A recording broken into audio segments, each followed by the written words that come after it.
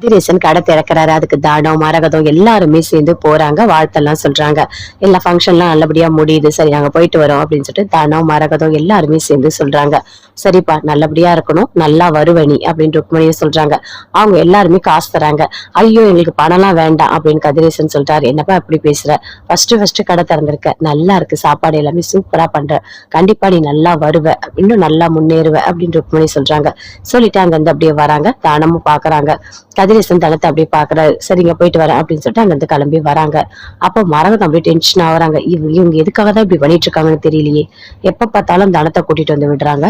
அந்த கதிரேசனோட மூஞ்சே சரியில்லை. தனத்தையே அப்படி ஒத்து பாத்துட்டு இருக்கான். ஐயோ கடவுளே, நான் முன்னாடியே அக்கா கிட்ட சொன்னேன் தனத்தை எங்கேயும் கூட்டிட்டு வர வேணாம்னு சொல்லிட்டு. ஆனா அக்கா தான் கேட்கவே இல்லை. எப்படியா இருந்தாலும் இவங்க ரெண்டு பேரும் சரியாவே இல்லை அப்படின்னு மரகதம் அப்படியே டென்ஷன் ஆகுறாங்க. என்ன மரகதம் இதை யோசிச்சுட்டே வரா மாதிரி இருக்கு அப்படின்னு சொல்லிட்டு ருக்மணி கேக்குறாங்க. அதெல்லாம் ஒண்ணும் இல்லக்கா, சும்மா லைட்டா தலை வலிக்குது, வேற ஒண்ணும் இல்லை அப்படின்னு சொல்றாங்க. அப்படியா, சரி வீட்டுக்கு போனோடனே தயாரெல்லாம் தேய்ச்சிக்கோ அப்படின்னு சொல்றாங்க. அங்க வந்து அப்படி தன வீட்டுக்கு கூட்டிட்டு வந்து விடுறாங்க. சரி எனக்கு அங்க சவாரி இருக்கு, நான் போயிட்டு வரேன் அப்படின்னு சொல்லிட்டு தனம் அப்படியே வாசல்ல இருந்து அப்படியே கிளம்பி போறாங்க.